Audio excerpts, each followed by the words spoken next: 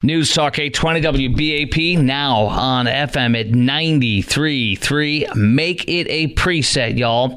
800-288-WBAP is our number. 800-288-9227.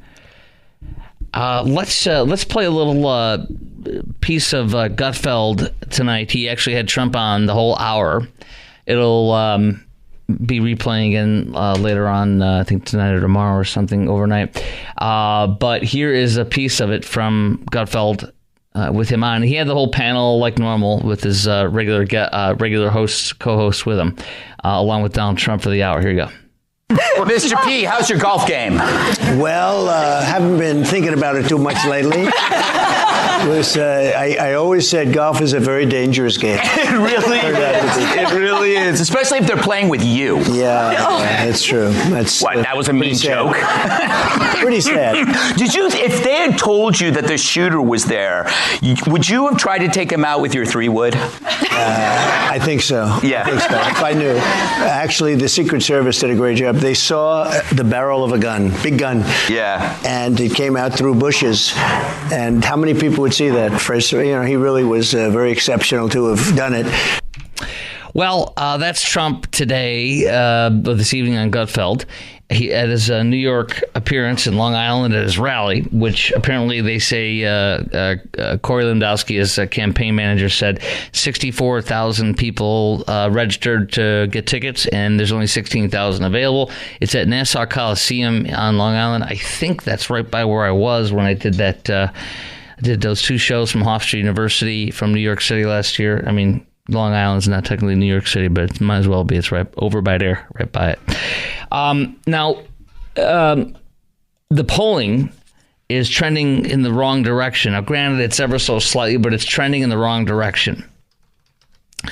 A brand new Fox poll came out, and I'm going to give you this. Okay, the Real Clear Politics average of polls. Well, this is a really good one because it's got all the different polls, right? The ones that look incredible for Kamala, the ones that look incredible for Trump, blah, blah, blah. The average for Real Clear Politics polls shows Harris at 49.4%, Trump at 47.4%. She's up by 2. In the top battlegrounds overall, she is up by 0.1.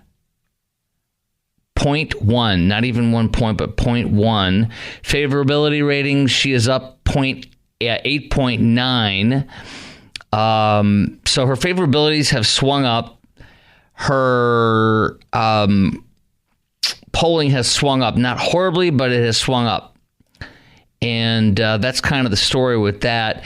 And if you look at the battlegrounds, the RCP averages, battleground for polls, Georgia, Trump up 0.7, North Carolina, Trump up 0.4, Pennsylvania, Harris up 0.6, Michigan 1.0 up, Wisconsin, Harris 1.1 up, Arizona, Trump up 1.3. Those are all the averages. So, I mean, this is ridiculously close, isn't it? And it shouldn't be. But it is. Dana Perino said today that she's playing, I forget the exact term, it was like defense strategy, where she barely speaks. She says the same thing, and she's not being offensive because she doesn't want to say one thing that makes her look bad or do one thing that makes her look bad.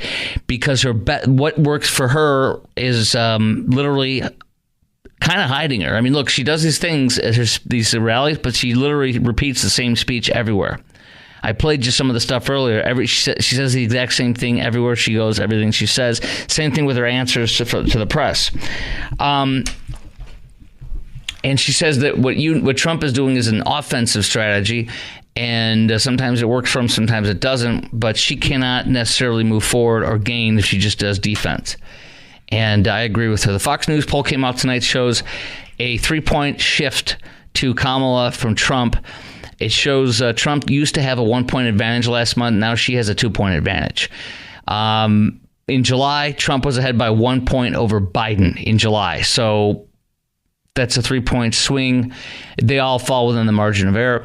It's the first time Harris has hit 50% support in the Fox News poll.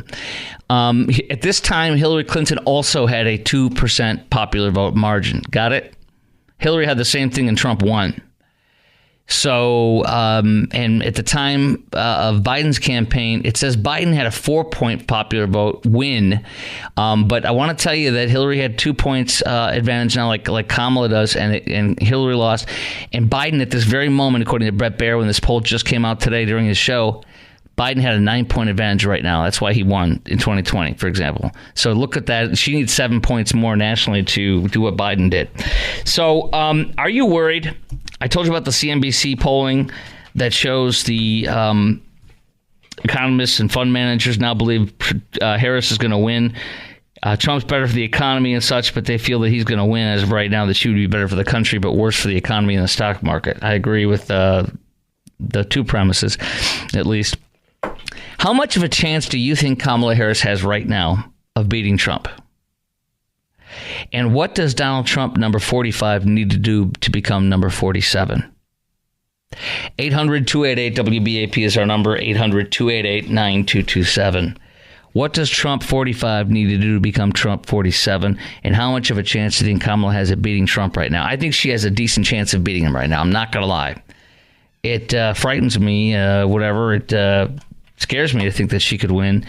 And I think it says a lot about our country if she does win. And I'm not attacking people who vote for her personally, but I'm just telling you this. I think we're moving towards a fallen state or a fallen country. And I think if the voters end up choosing her over Trump, I know he's a terrible candidate as far as how he delivers himself and how he handles himself. He's a terrible candidate in that respect, because I always talk about he's his own worst enemy. But he's an incredible policy man and an incredible president when he's not hurting himself so much. There's just no question.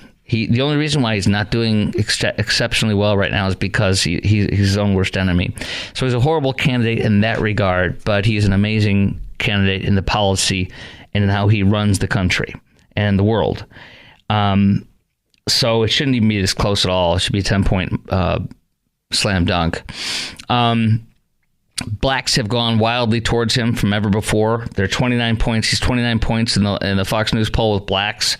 Same thing with lower education whites, blue collar whites. Hispanics, she has shifted. She now has she went from Hispanics, she was Trump was favored by 6 in August. Now they favor her by 12. Independents went for Trump by 8 last month. They now prefer Harris by 12. See, that's the irascibility stuff that we talk about. So I am concerned, and I would say, I'm not going to lie, I'm worried. The Fox News poll and listening to all the pundits on Fox News break this down today made me feel much better. Juan Williams was really emphasizing the positive stuff in here for Kamala, and that's what he does. He comes on my show. He was on recently. We'll have him on again. He was making it look pretty good for Kamala, but then the rest of the panel, there's 2 or 3 others, were saying this is not good, and here's why. So I felt better, honestly, afterwards. But and I know the Teamsters, 2-1 almost, in 2 separate Teamsters votes, as polled by the Teamsters, want Trump over Kamala, and I think that's good. Hey, Joe and Alan, you're on WBAP. Hello. Hi, Chris. Hi. Yeah, I really don't think that Kamala has a chance.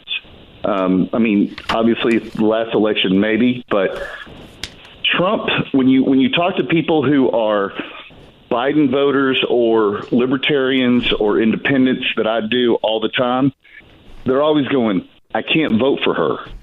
And that's how he polls. And I just don't think that she's got any chance at all. Everyone that you talk to out on the street, not your polls, but on the street, these people are saying, I'm not voting for her. I wouldn't vote for Biden. I can't vote for her. She doesn't tell me what she believes in. And I want to ask you this with all sincerity and not negativity, but are you sure you're asking people that don't think like you and me? Yes, I am, because I go to work a lot. You know, I go into the office, and we have a very diverse, eclectic population at work, and there are people there that actually voted for Biden and Hillary, and they're like, we're not voting for that again. And they're voting for their pocketbook. That's it. The new poll that came out today too says from Fox says that the number one issue is by a 2-to-1 margin is the economy. And he is way ahead of Kamala on the economy. And the second margin is also a very large one, but it's not 2-to-1, but it's large. It's immigration, and he is way ahead of her.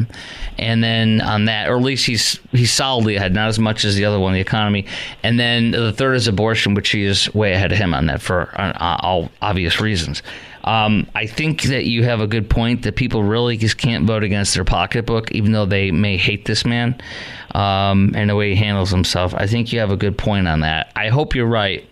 And the next 2 months, how this plays out is how the election's determined.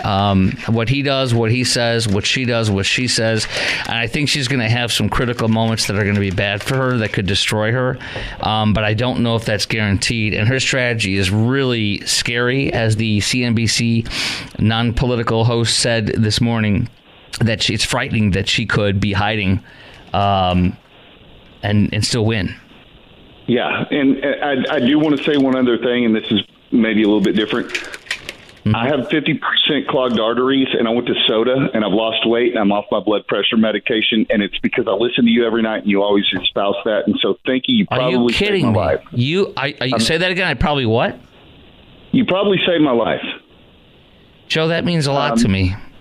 I mean, I was 30 pounds overweight, and I went in, and the doctor said, your cholesterol's bad, blah, blah, blah.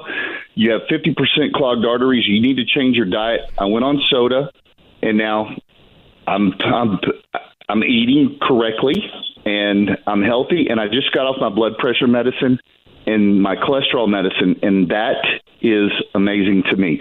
So I don't call into any of these shows or anything, but I just want to thank you for that. Joe, it means everything to me to hear that. There's a veterinarian in south of Fort Worth who went to our WBAP 100th anniversary and was on the bus, and we got to know each other and had great combos, and we swapped emails. I even asked him a few things about my pet, and he was cool, gracious to answer, but he lost a lot of weight on it, and he asked me about it, and he did it, and he said it was incredible too. That means everything to me, and they've changed my life for the better too, my friend. It means everything to me. Thank you. You really warmed my heart tonight. Thank you, Joe. All right. Thank you, Chris. You're very welcome. You're very welcome, Joe. Appreciate you, brother. Take care. God bless. Okay, that was wonderful. Bill in Dallas, you are going to tell me about Kamala's chances coming up next, and this is definitely anyone's race right now, and that's very concerning. It shouldn't be. You as well can chime in. We got 4 lines open at 800-288-WBAP, 800-288-9227. How much of a chance do you think Kamala has at beating Trump right now, and what does Trump need to do to become the next president of the United States of America? 800-288-WBAP. I'm going to give you my more advice that I would share with him if he asked. Next on the Chris Crock Show, 800-288-9227, 800-288-WBAP. Bill's first, then you can be on as well. Chris Crock Show, News Talk 820 WBAP, and now on FM at 93.3. More polling, and new polling I haven't even shared with you yet. Fox News says she's up by 2 in national, but that's where Hillary was. Biden, when he won, was up by 9 at this very moment in the same Fox poll. So that's not good news for her, actually. But it actually shows her she gained 3 points. You're seeing overall in the swing states, it's still within a point or two.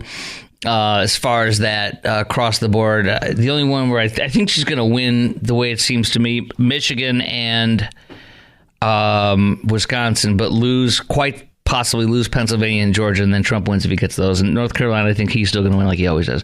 All right, Bill, who is up first? I want to make sure I take the first caller right.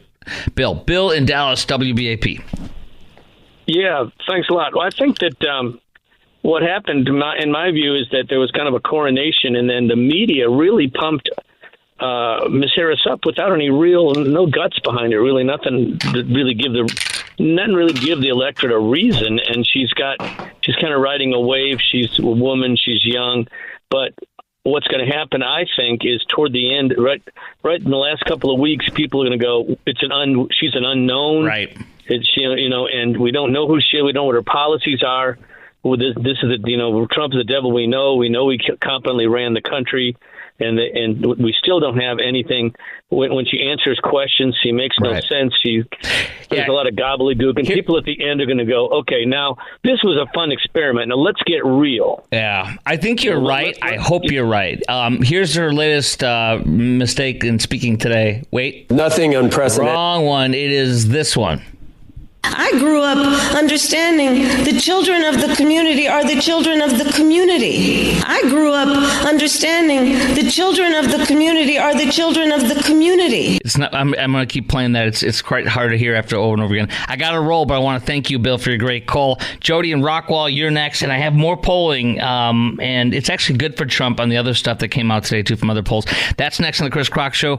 Your call as well, 800-288-WBAP. How much of a chance do you think Kamala has of beating Trump right now? What does Trump need to do to win again? 800-288-9227. I'll give you more advice for Trump from me, too, plus you. News Talk 820 WBAP, now on FM 93.3 FM. That is, make it a preset. 800-288 WBAP is our number. 800-288-9227. In just a couple of minutes, we're going to get into White Fragility. Author Robin DiAngelo busted for plagiarism. Wait till you hear who she allegedly plagiarized. Also busted in a brand new film, Am I Racist? Or Am I a Racist? You don't want to miss this stuff. Coming up next on the Chris Crock Show. But polling. Here's some more polling, brand new. I was telling you that Kamala is ahead with independents. Independents rate Trump better. This is Gallup. Independents rate Trump better than Harris by 9 points, 44-35. Biden approval rating is dipped, but identical percentage of adults rate Trump and Kamala favorably, roughly. Trump wins by 2 on that, but independents, he wins. So that's good. The Gallup survey also finds that 60% view her unfavorably. Interesting. 35% of independents call her favorable, 60% unfavorable. But Trump is, she's 24 points underwater with favorability with the people she needs this way, the independents. Trump, though, has a favorability rating of 44 against 53 unfavorable. So he's 10 up by her, and then, of course, she's got his negatives, too, which is obvious. The other stuff is, real quick, before we go to Jody's call and Rockwell, plus I want to hear from you. 4 lines open. Chime in right now. How much of a chance do you think Kamala has of beating Trump right now? And what does Trump need to do to become the next president? 800-288-WBAP is our number. 800-288-9227. In Georgia, they are locked according to the Atlanta Journal-Constitution. Trump is 47 support. She is 44%. So he is leading her by 3. In this brand new AJC poll. In June, he held a 5-point lead over Biden. So that's good. He's up by 3. He went from a 5-point lead to a 3-point lead. And let's see here, a few other things. As you know, the Teamsters by almost 2-1 in 2 separate votes said they want Trump over her, but they won't officially endorse the candidate because they don't want to endorse a Republican, but that's hasn't happened in 29 years. Trump needs to stop being nasty and negative and saying things about Haitians eating pets. You can say about eating goose and ducks, that's guaranteed, that's we know, and about devastating, destroying a community by having them dumped there and in other towns. But he should have talked about eating pets when it's not true. It was hysterical. But that and stop being personal and nasty and everything like that. But he's his own worst enemy. And more ideas and more interviews across the swing states with local interviews. Jody and Rockwell, you're on WBAP. Welcome. What do you think? I think that what Trump really needs is to do what Trump does best, and that's to make deals. And I think he's primed to be able to pull some kind of October surprise. And I would love to see him maybe negotiate a peace between Israel and Hamas, at least a ceasefire long enough to be able to get the hostages back into Israel, something very visible, something very positive, something presidential, but a deal, the strength that he has that gives him some great optics. And I think that's one of the things that could help him push forward to becoming 47. You know what you're making me think about that came up today? I read so many different things I can't remember it all when we're talking about it. So you helped me jog one of the memories that I read today. I'm Polish. I'm 3/4 Polish and a quarter Czech, and all my relatives from both sides that were alive are all from Poland and or were first generation from Poland and spoke Polish. Most of them spoke better Polish than English because they're from there, but.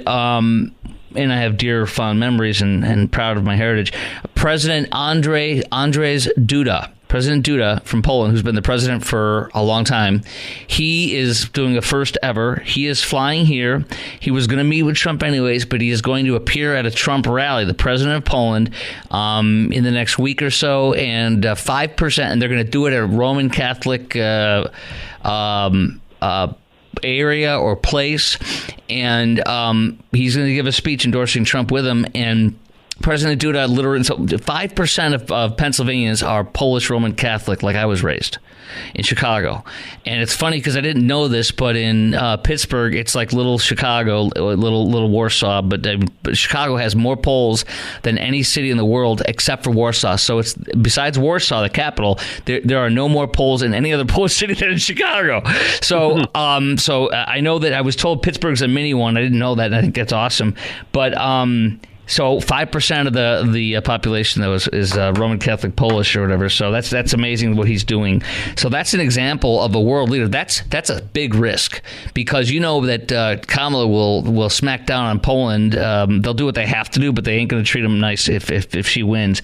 That tells you a lot. And that's pretty amazing. So that is a first. Viktor Orban, but a lot of people don't know who he is, and they're told by the media that Viktor Orban is Hitler in Europe. You know what I'm saying? Which he's not. He's incredible, but he's done stuff with Trump, and Trump was mentioning him in the debate. That was not a good debate point because nobody knows who he is, and it's like who, So and endorsements are one thing. I totally agree with the endorsements, but Kamala can get endorsements. Of course. One thing she can't do that Trump can do better than anyone else in the world is make a deal. Make some You're very right.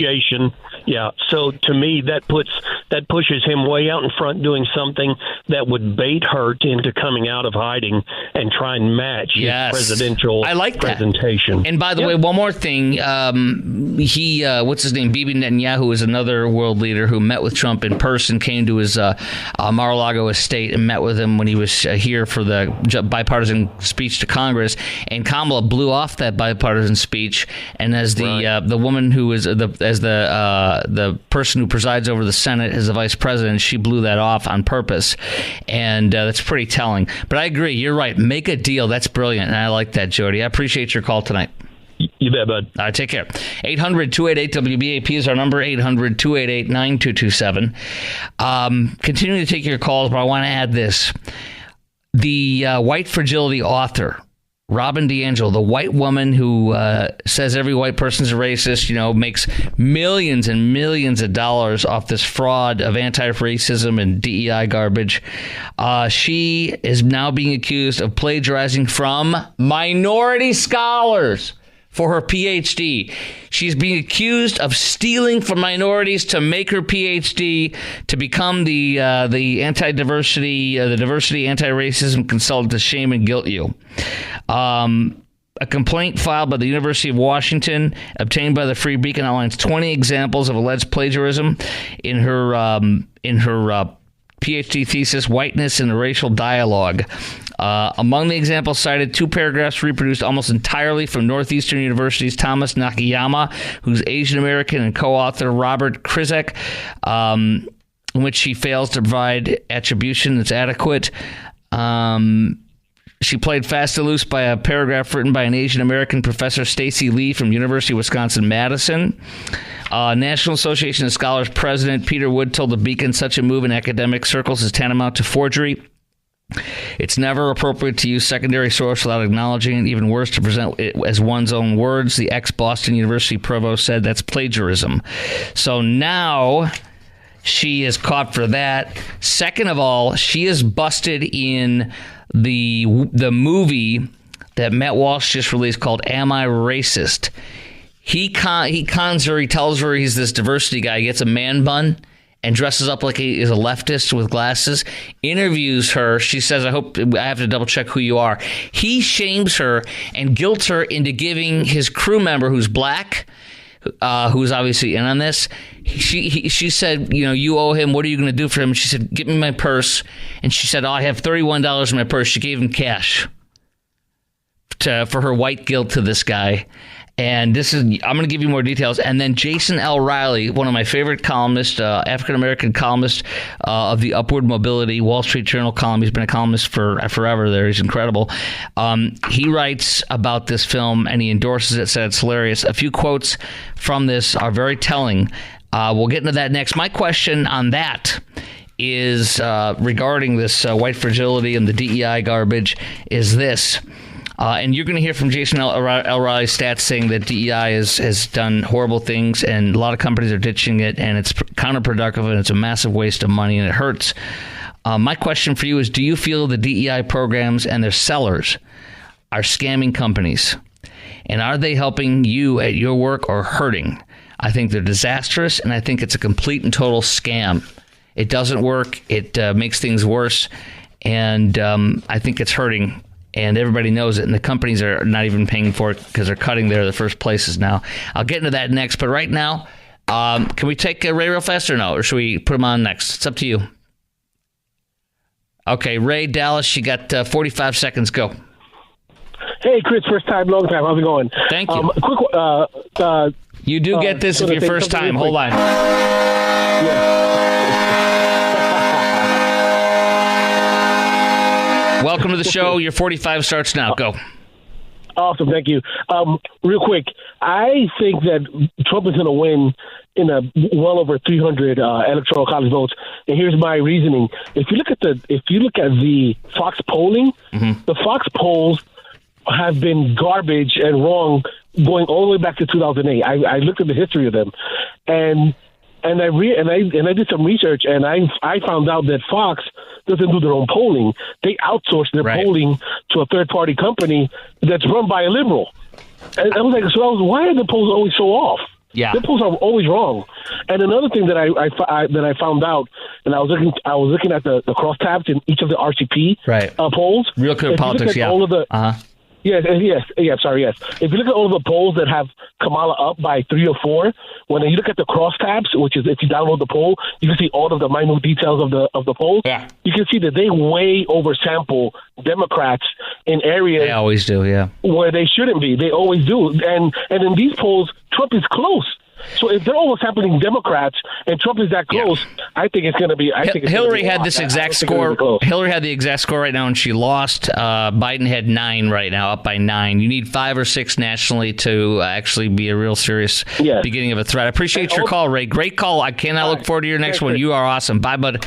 Okay, up next, white fragility. Am I racist? DEI. Is it a disaster? I sure think so. That's next. 800-288-WBAP is our number on News Talk 820 WBAP and now on FM at 93.3.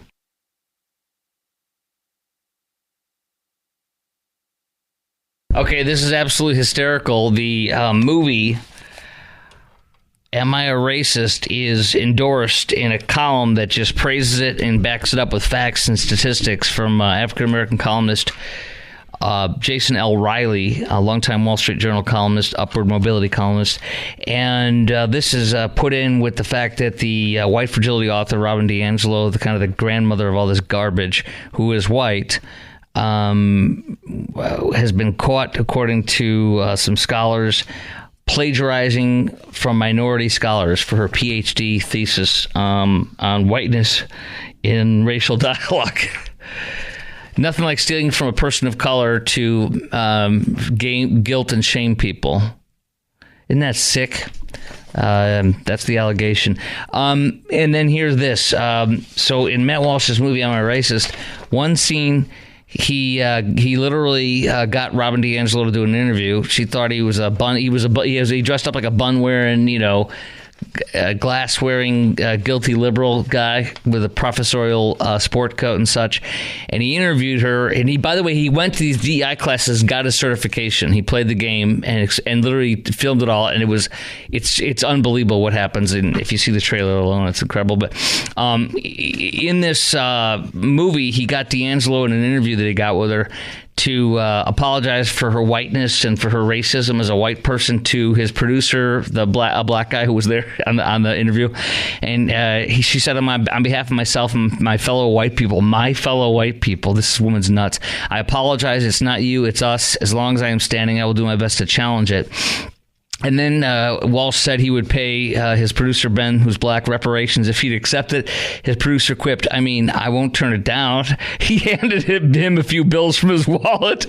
And then he said, and Matt Walsh says, that doesn't make up for 400 years of oppression, but it's all that I have to give. And then he took a hold of the cash and put it in his wallet. Ben, fully in on the ruse, explained he doesn't know if it's ever enough, but praised Walsh for putting in the work and acknowledging the small progress I think we made today. Oh, yes. And then Robin DiAngelo, Robin DiAngelo said, that was really weird. Perplexed and speechless, DiAngelo said before formulating a response after Walsh asked, do you want to pay any? And she then proceeded to say, get my wallet. And then she said what she gave her $30, and she said, that's all the cash I have. Thanks, said Ben, smiling.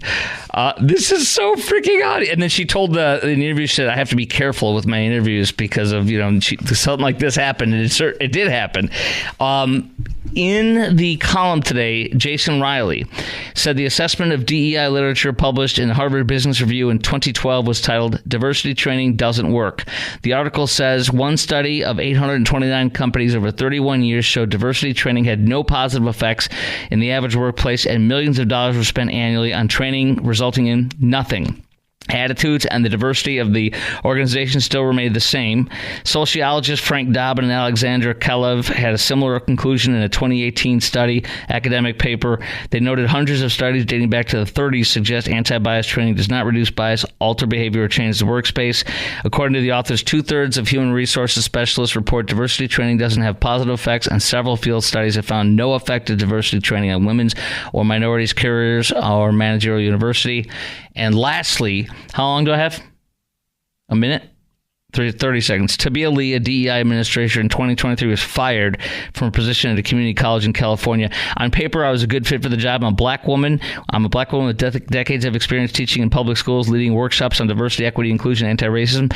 My crime at De Anza was running afoul of the tenets of critical social justice, a worldview that understands knowledge as relative and tied to unequal identity-based power dynamics that must be exposed and dismantled. This, I became to realize, was unofficial but strictly enforced ideological orthodoxy of the De Anza School and as many other educational institutions. So there's a black woman who is running it, and it's a fraud.